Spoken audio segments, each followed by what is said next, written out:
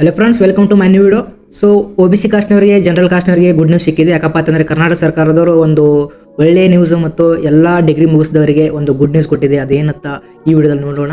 So ಯಾರಾದರೂ ನಮ್ಮ ಚಾನಲ್ಗೆ ಹೊಸಬರಿದ್ದರೆ ನಮ್ಮ ಚಾನಲ್ಗೆ ಸಬ್ಸ್ಕ್ರೈಬ್ ಮಾಡಿರಿ ಮತ್ತು ಈ ವಿಡಿಯೋ ಲೈಕ್ ಮಾಡಿ. ಮತ್ತು ಇನ್ನು ಮುಂದೆ ಎಲ್ಲ ಕರ್ನಾಟಕದಿಂದ ಹೊಸ ಅಪ್ಡೇಟ್ ಬರ್ತಾ ಇರುತ್ತೆ. ಸೊ ಆ ಅಪ್ಡೇಟ್ ನಿಮಗೆ ಡೈರೆಕ್ಟಾಗಿ ನನ್ನ ಚಾನಲಿಂದ ನಿಮಗೆ ಗೊತ್ತಾಗುತ್ತೆ. ಸೊ ಅದಕ್ಕೋಸ್ಕರ ನಮ್ಮ ಚಾನಲ್ ಸಬ್ಸ್ಕ್ರೈಬ್ ಮಾಡಿರಿ ಮತ್ತು ನಮ್ಮ ವಾಟ್ಸಪ್ ಗ್ರೂಪ್ಗೆ ಜಾಯ್ನ್ ಆಗಿರಿ.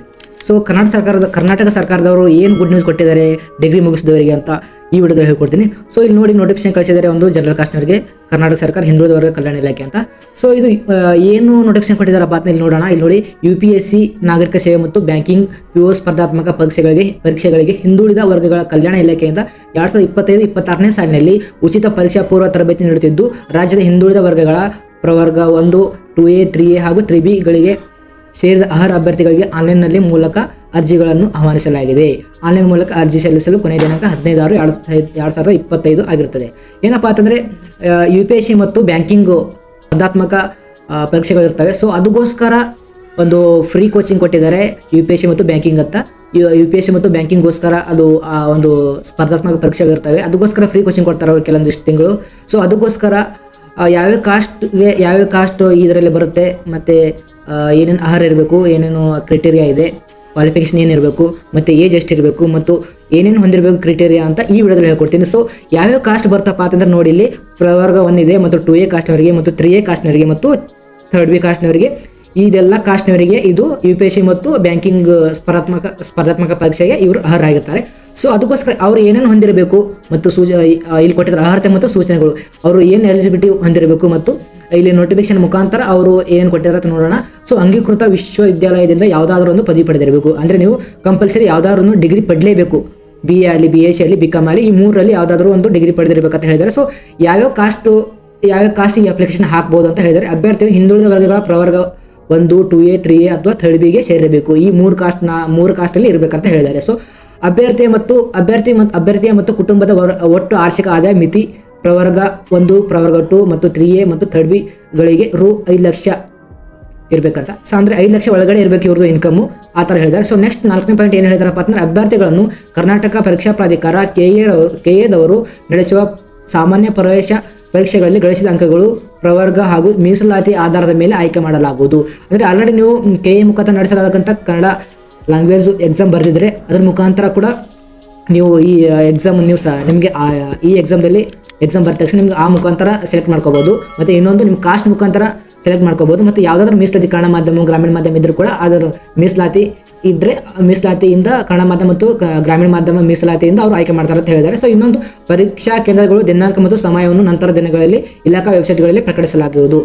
ಅಂದರೆ ಏನದು ಎಕ್ಸಾಮ್ ಟೈಮ್ ಟೇಬಲು ಮತ್ತು ಎಕ್ಸಾಮು ಯಾವ ಊರಲ್ಲಿ ಬೀಳುತ್ತೆ ಅಂತ ಅವ್ರು ಟೈಮ್ ಟೇಬಲ್ ಇನ್ನೂ ಆಮೇಲೆ ಕಳಿಸ್ತೀನಿ ಅಂತಿದ್ದಾರೆ. ಅದು ಯಾವ ವೆಬ್ಸೈಟಲ್ಲಿ ಕಳಿಸ್ತೀನಿ ಅಂದರೆ ಇಲ್ಲಿ ಕೊಟ್ಟಿದ್ದಾರೆ, ಹೆಚ್ಚಿನ ವಿವರವಾಗಿ ಇಲಾಖೆ ವೆಬ್ಸೈಟ್.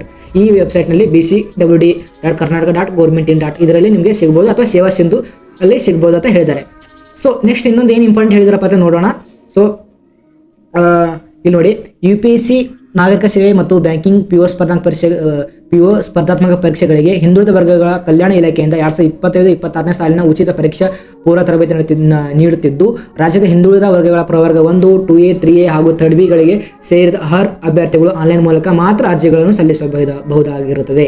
ಅಂದರೆ ಈ ಏನದು UPSC ಮತ್ತು ಬ್ಯಾಂಕಿಂಗ್ ಸ್ಪರ್ಧಾತ್ಮಕ ಪರೀಕ್ಷೆಗಳಿಗೆ ಯಾವ ಕಾಸ್ಟ್ ಹಾಕಬೇಕಪ್ಪ ಅಂದರೆ ಈ 3 ಕಾಸ್ಟ್ ಕೊಟ್ಟಿದ್ದಾರೆ. ಅಂದರೆ ಪ್ರವರ್ಗ 1, 2A, 3A ಮತ್ತು 3B ಕಾಸ್ಟು 4 ಕಾಸ್ಟ್ ಕೊಟ್ಟಿದ್ದಾರೆ. ಆ 4 ಕಾಸ್ಟ್ಗಳು ಮಾತ್ರ ಆನ್ಲೈನಲ್ಲಿ ಮಾತ್ರ ಹಾಕಬೇಕು, ಆಫ್ಲೈನ್ ಇರೋದಿಲ್ಲ ಅಂತ ಹೇಳಿದ್ದಾರೆ. ಸೊ ಇನ್ನು ಏನೇನು ಕೊಟ್ಟಿದ್ದಾರೆ ನೋಡಿ, ಈ ಹಿಂದೆ ಹಿಂದುಳಿದ ವರ್ಗಗಳ ಕಲ್ಯಾಣ ಇಲಾಖೆಯಿಂದ ಯಾವುದೇ ಸ್ಪರ್ಧಾತ್ಮಕ ಪರೀಕ್ಷಾ ಪೂರ್ವ ತರಬೇತಿ ಪಡೆದಲ್ಲಿ ಅಂಥ ಅಭ್ಯರ್ಥಿಗಳು ಪುನಃ ಅರ್ಜಿ ಸಲ್ಲಿಸಲು ಮತ್ತು ತರಬೇತಿ ಪಡೆಯಲು ಅರ್ಹರಿಲ್ಲ. ಅಂದರೆ ನೀವು ಆಲ್ರೆಡಿ ಏನಾದರೂ ನೀವು ಕೋಚಿಂಗ್ ಅಂದರೆ ಪ್ರಿವಿಯಸ್ ಫ್ರೀ ಕೋಚಿಂಗ್ ಯಾವುದಾದ್ರೂ ತೊಗೊಂಡ್ರೆ ಕರ್ನಾಟಕ ಸರ್ಕಾರದಿಂದ ನೀವು ಈ ಅಪ್ಲಿಕೇಶನ್ ಹಾಕೋ ಹಾಗಿಲ್ಲ ಅಂತ ಹೇಳಿದ್ದಾರೆ. ಸೊ ಇನ್ನೊಂದು, ಕೇಂದ್ರ ಹಾಗೂ ರಾಜ್ಯ ಸರ್ಕಾರದ ಅನುದಾನಿತ ಸಂಸ್ಥೆಗಳ ಸಾರ್ವಜನಿಕ ಸ್ವಾಮ್ಯತೆಗೆ ಒಳಪಟ್ಟ ಸಂಸ್ಥೆಗಳಲ್ಲಿ ನೌಕರರು ಸದರಿ ಕಾರ್ಯಕ್ರಮದಡಿ ಅರ್ಜಿ ಸಲ್ಲಿಸಲು ಮತ್ತು ತರಬೇತಿ ಪಡೆಯಲು ಅರ್ಹರಿಲ್ಲ. ಯಾವುದಾದ್ರೂ ನಿಮ್ಮ ಗೌರ್ಮೆಂಟ್ ಜಾಬ್ ಇದ್ದರೆ ನೀವು ಈ ಅಪ್ಲಿಕೇಶನ್ ಹಾಕೋ ಅರ್ಹತೆ ಹೊಂದಿಲ್ಲ ಅಂತ ಹೇಳಿದ್ದಾರೆ. ಸೊ ನೆಕ್ಸ್ಟ್ ಇನ್ನೊಂದು, ಅಭ್ಯರ್ಥಿಯ ಕರ್ನಾಟಕದ ಕಾಯಂ ನಿವಾಸಿ ಆಗಿರಬೇಕು. ಅಂದರೆ ಕರ್ನಾಟಕದವರು ಮಾತ್ರ ಈ ಅಪ್ಲಿಕೇಶನ್ ಹಾಕಬೇಕಂತ ಹೇಳಿದ್ದಾರೆ. ಸೊ ಇನ್ನೊಂದು, UPSC ನಾಗರಿಕ ಸೇವೆ ಮತ್ತು ಬ್ಯಾಂಕಿಂಗ್ PO ಸ್ಪರ್ಧಾತ್ಮಕ ಪರೀಕ್ಷೆಗಳ ಪರೀಕ್ಷಾ ಪೂರ್ವ ತರಬೇತಿ ಅಭ್ಯರ್ಥಿಗಳು ಒಂದೇ ಅರ್ಜಿಯನ್ನು ಸಲ್ಲಿಸುವುದು. ಅಂದರೆ ನೀವು ಅಪ್ಲಿಕೇಶನ್ ಒಂದೇ ಹಾಕಬೇಕಂತ ಅವ್ರು ಹೇಳಿದ್ದಾರೆ. ಒಬ್ಬರು ಆಧಾರ್ ಕಾರ್ಡಿಂದ ಒಂದೇ ಅಪ್ಲಿಕೇಶನ್ ಹಾಕ್ಬೋದು, ಜಾಸ್ತಿ ಹಾಕ್ಬೇಡ ಅಂತ ಹೇಳಿದ್ದಾರೆ. ಒಬ್ಬ ಅಭ್ಯರ್ಥಿಗೆ ಒಂದು ತರಬೇತಿಯನ್ನು ಮಾತ್ರ ಪಡೆಯಲು ಅವಕಾಶವಿರುತ್ತದೆ. ಅನುದಾನಿತ ಲಭ್ಯತೆಗುಣವಾಗಿ ಭೌತಿಕ ಗುರಿ ಹಾಗೂ ಮಾನಸಿಕ ಶಿಷ್ಯ ವೇತನ ನಿಗದಿಪಡಿಸಲಾಗುವುದು. ಅಂದರೆ ಒಂದು ಅಪ್ಲಿಕೇಶನ್ ಹಾಕಿದ ತಕ್ಷಣ ಅವ್ರದ್ದು ಫಿಸಿಕಲ್ ಮತ್ತು ನಿಮಗೆ ಮಾಸಿಕ ಅಂದರೆ ಮಂತ್ಲಿ ಅವರೇ ಕೂಡ ಅಮೌಂಟ್ ಕೊಡ್ತಾರೆ ಅಂತ ಹೇಳಿದ್ದಾರೆ. ಸೊ ನೆಕ್ಸ್ಟು ತರಬೇತಿ ಅವಧಿ ಅಂದರೆ ಎಷ್ಟು ಜನ ಅವರು ನಿಮಗೆ ತರಬೇತಿ ಕೊಡ್ತೀನಿ ಅಂತ ಹೇಳಿದ್ದಾರೆ. ಸೊ ನೋಡಿ, UPSC ಮಾಡಬೇಕಂದ್ರೆ UPSC ನೀವು ಕೋಚಿಂಗ್ ತೊಗೋಬೇಕಪ್ಪ ಅಂತಂದರೆ 7 ರಿಂದ 9 ತಿಂಗಳು ಅವರು ಕೋಚಿಂಗ್ ಕೊಡ್ತಾರೆ ಅಂತ ಹೇಳಿದ್ದಾರೆ. ಸೊ ಬ್ಯಾಂಕಿಂಗ್ಗೆ ಕೋಚಿಂಗ್ ಹೋಗ್ಬೇಕಪ್ಪ ಅಂತಂದ್ರೆ ಕನಿಷ್ಠ 3 ತಿಂಗಳು ಇರುತ್ತೆ ಅಂತ ಹೇಳಿದ್ದಾರೆ. ಸೊ ಯಾವ ವಿಷಯದಲ್ಲಿ ಅವ್ರು ಹೇಳ್ತಾರಪ್ಪ ಅಂತಂದರೆ UPSCದಲ್ಲಿ ಬರ್ತಕ್ಕಂಥ ಜನರಲ್ ಸ್ಟಡೀಸು ಮತ್ತು ಏನದು ಆಪ್ಷನಲ್ ಸಬ್ಜೆಕ್ಟು ಮತ್ತು ಪರ್ಸನಲ್ ಇಂಟರ್ವ್ಯೂ ಅಂತ ಇವು 3 ಹೇಳ್ಕೊಡ್ತಾ ಇದ್ದಾರೆ. ಮತ್ತು ಬ್ಯಾಂಕಿಂಗಲ್ಲಿ ಕೂಡ ಈ ಬ್ಯಾಂಕಿಂಗಲ್ಲಿ ಇರತಕ್ಕಂಥ ಕೆಲವು ವಿಷಯಗಳನ್ನು ಬಗ್ಗೆ ಹೇಳ್ಕೊಡ್ತಾ ಇದ್ದಾರೆ. ಸೊ 2005ನೇ ಸಾಲಿನ ಪೂರ್ವದ SSLC ಉತ್ತೀರ್ಣರಾದ ಅಭ್ಯರ್ಥಿಗಳು ತಮ್ಮ 10ನೇ ತರಗತಿಯ ಮೂಲ ಅಂಕಪಟ್ಟಿಯೊಂದಿಗೆ ಹತ್ತಿರದ ಜಿಲ್ಲೆಯ ಜಿಲ್ಲಾ ತಾಲೂಕು ಹಿಂದುಳಿದ ವರ್ಗಗಳ ಕಲ್ಯಾಣಾಧಿಕಾರಿಗಳ ಕಚೇರಿಗೆ ಹೋಗಿ ಅಂಕಪಟ್ಟಿಯ ವಿವರವನ್ನು ಎಂಟ್ರಿ ಮಾಡಿಸಿ ನಂತರ ಅರ್ಜಿ ಸಲ್ಲಿಸುವುದು. ಅವರೇನು ಮುಖ್ಯ ಇಂಪಾರ್ಟೆಂಟ್ ಏನು ಕೊಟ್ಟಿದ್ದಾರೆ ನೋಡಿ, 2005ರಲ್ಲಿ ಯಾರೇ ಪಾಸ್ ಆಗಿದಾರಲ್ಲ ಅದಕ್ಕಿಂತ ಮುಂಚೆ ಅವರೆಲ್ಲ ತಮ್ಮ SSLC ಮಾರ್ಕ್ಸ್ ಕಾರ್ಡ್ ಹೋಗಿ ಇಲ್ಲಿ ಜಿಲ್ಲಾ ತಾಲೂಕು ಹಾಗೂ ಹಿಂದುಳಿದ ವರ್ಗ ಕಲ್ಯಾಣಾಧಿಕಾರಿಗಳ ಕಚೇರಿ ಹೋಗಿ ಅಂಕಪಟ್ಟಿ ವಿವರವನ್ನು ಎಂಟ್ರಿ ಮಾಡಿಸಿ. ಅಂದರೆ ಅಲ್ಲಿ ನಿಮ್ಮದು ಡಿಸ್ಟ್ರಿಕ್ಟ್ ಹಿಂದುಳಿದ ವರ್ಗಗಳ ಆಫೀಸ್ ಏನಿದೆಯಲ್ಲ ಆಫೀಸಲ್ಲಿ ಹೋಗಿ ನಿಮ್ಮದು SSLC ಮಾರ್ಕ್ಸ್ ಕಾರ್ಡ್ ಎಂಟ್ರಿ ಮಾಡಬೇಕಂತ ಹೇಳಿದ್ದಾರೆ.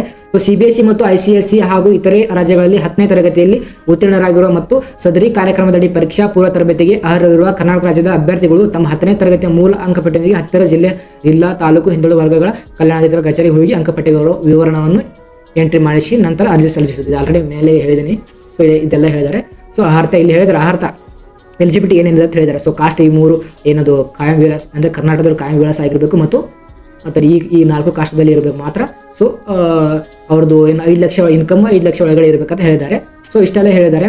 ಸೊ ವಯಸ್ಸು ನೋಡೋಣ, ಎಷ್ಟು ವಯಸ್ಸು ಇರಬೇಕಪ್ಪ ಅಂತಂದರೆ UPSC ನೀವು ಕೋಚಿಂಗ್ ಹೋಗ್ಬೇಕಪ್ಪ ಅಂತಂದರೆ ಕನಿಷ್ಠ 21 ವರ್ಷ ಇರಬೇಕು ಮತ್ತು ಗರಿಷ್ಠ 21 ವಯಸ್ಸು ಮೇಲೆ ಇರಬೇಕು ಮತ್ತು 31 ವರ್ಷ ಒಳಗಡೆ ಇರಬೇಕಂತ ಹೇಳಿದ್ದಾರೆ. ಮತ್ತು ಬ್ಯಾಂಕಿಂಗ್ಗೆ ಕೋಚಿಂಗ್ ಹೋಗ್ಬೇಕಪ್ಪ ಅಂತಂದ್ರೆ 21 ವಯಸ್ಸು ಮೇಲೆ ಇರಬೇಕು ಮತ್ತು 27 ವಯಸ್ಸು ಒಳಗಡೆ ಇರಬೇಕಂತ ಹೇಳಿದ್ದಾರೆ. ಸೊ ಅಭ್ಯರ್ಥಿಯ ಪಾಸ್ಪೋರ್ಟ್ ಅಳತೆ ಇತ್ತೀಚಿನ ಭಾವಚಿತ್ರ ಅಂದರೆ ಇವಾಗಿಂದ ಪ್ರೆಸೆಂಟ್ ಇರುವ ನೀವು ಪಾಸ್ಪೋರ್ಟ್ ಸೈಜ್ ಫೋಟೋ ಅಪ್ಲೋಡ್ ಮಾಡಬೇಕಂತ ಹೇಳಿದ್ದಾರೆ. ಸೊ ಇಷ್ಟೆಲ್ಲ ಡೀಟೇಲ್ ಕೊಟ್ಟಿದ್ದಾರೆ. ಸೊ ಎಲ್ಲರೂ ಮನೆಯಲ್ಲಿ ಕೂತ್ಕೊಂಡಿರ್ತೀರ, ಡಿಗ್ರಿ ಮುಗಿಸ್ಕೊಂಡು ಯಾವುದೇ ಜಾಬ್ ಇರಲ್ಲ, ಆದರೂ ಕೂಡ ಅದಕ್ಕೆ ಸರ್ಕಾರದಿಂದ ಒಂದು ಗುಡ್ ನ್ಯೂಸ್ ಸಿಕ್ಕಿದೆ. ಸೊ ಮನೆಯಲ್ಲಿ ಕೂತ್ಕೊಂಡಿರ್ತಾರೆ ಸುಮ್ಮನೆ ಫ್ರೀಯಾಗಿ. ಸೊ ದಯವಿಟ್ಟು ಇದೊಂದು ಅಪರ್ಚುನಿಟಿ ಇದೆ, ನಿಮಗೆ ಒಳ್ಳೆಯ ಅಪರ್ಚುನಿಟಿ ಇದೆ. ಸೊ ದಯವಿಟ್ಟು ಈ ಅಪರ್ಚುನಿಟಿ ನೀವು ಸದುಪಯೋಗ ಮಾಡ್ಕೊಳ್ಳಿ. ಯಾಕಪ್ಪ ಅಂತಂದರೆ ಈ ಸರ್ಕಾರದಿಂದ ಒಂದು UPSC ಮತ್ತು ಯಾವುದೇ ಆದಂಥ ಒಂದು ಕೋಚಿಂಗ್ ಹೋಗಬೇಕಪ್ಪ ಅಂತಂದರೆ 1 ಲಕ್ಷದಿಂದ 5 ಲಕ್ಷದ 1 ಲಕ್ಷದಿಂದ 3-4 ಲಕ್ಷವರೆಗೆ ನಿಮಗೆ ಕೋಚಿಂಗ್ ಫೀ ಇರುತ್ತೆ. ಸೊ ಇವರು ಫ್ರೀಯಾಗಿ ಕೊಡ್ತಾ ಇದ್ದಾರೆ ಮತ್ತು ಕೋಚಿಂಗ್ ಜೊತೆಗೆ ನಿಮಗೆ ಶಿಷ್ಯ ವೇತನ ಕೂಡ ಅವರೇ ಕೊಡ್ತೀನಿ ಅಂದಿದ್ದಾರೆ. ಸೊ ದಯವಿಟ್ಟು ಈ ಅಪ್ಲಿಕೇಶನ್ ಹಾಕಿ. ಒಂದು ವೇಳೆ ನಿಮಗೆ ಅಪ್ಲಿಕೇಶನ್ ಹಾಕಬೇಕಂದ್ರೆ ನಾನು ಕಮೆಂಟ್ ಮಾಡಿ ಅಪ್ಲಿಕೇಶನ್ ಅಂತ. ಸೊ ನಿಮಗೆ ನಾನು ಅಪ್ಲಿಕೇಶನ್ ಯಾವ ಥರ ಹಾಕಬೇಕಂತ ಎಲ್ಲ ಪ್ರೊಸೀಜರಾಗಿ ಹೇಳ್ಕೊಡ್ತೀನಿ. ಸೊ ಯಾರಾದರೂ ನಮ್ಮ ಚಾನಲ್ ಹೊಸಬರಿದ್ದರೆ ದಯವಿಟ್ಟು ನಮ್ಮ ಚಾನಲ್ಗೆ ಸಬ್ಸ್ಕ್ರೈಬ್ ಮಾಡಿರಿ ಮತ್ತು ನಮ್ಮ ವಾಟ್ಸಪ್ ಗ್ರೂಪ್ಗೆ ಜಾಯ್ನ್ ಆಗಿ ಮತ್ತು ನಮ್ಮ ಟೆಲಿಗ್ರಾಮ್ ಗ್ರೂಪ್ಗೆ ಜಾಯ್ನ್ ಆಗಿ ಮತ್ತು ಈ ವಿಡಿಯೋ ಲೈಕ್ ಮಾಡಿ ಮತ್ತು ನಿಮ್ಮ ಎಲ್ಲ ಫ್ರೆಂಡ್ಸ್ಗಳಿಗೆ ಡಿಗ್ರಿ ಮುಗಿಸ್ಕೊಂಡು ಯಾರ ಮನೇಲಿ ಕೂತ್ಕೊಂಡಿರ್ತಾರೋ ಅವರೆಲ್ಲರಿಗೆ ಈ ವಿಡಿಯೋ ಶೇರ್ ಮಾಡಿ. ಯಾಕಪ್ಪ ಅಂದರೆ ಅವರಿಗೂ ಯೂಸ್ಫುಲ್ ಆಗಬೇಕು. ಯಾಕಂದರೆ ಡಿಗ್ರಿ ಮುಗಿಸ್ಕೊಂಡು ಮನೆಯಲ್ಲಿ ಕೂತ್ಕೊಂಡು ಸುಮ್ಮನೆ ಫೋನಲ್ಲಿ ಕಾಯಿಸ್ತಾ ಇರ್ತಾರೆ, ಅದಕ್ಕೋಸ್ಕರ ಈ ವಿಡಿಯೋ ಶೇರ್ ಮಾಡಿ. So thank you so much.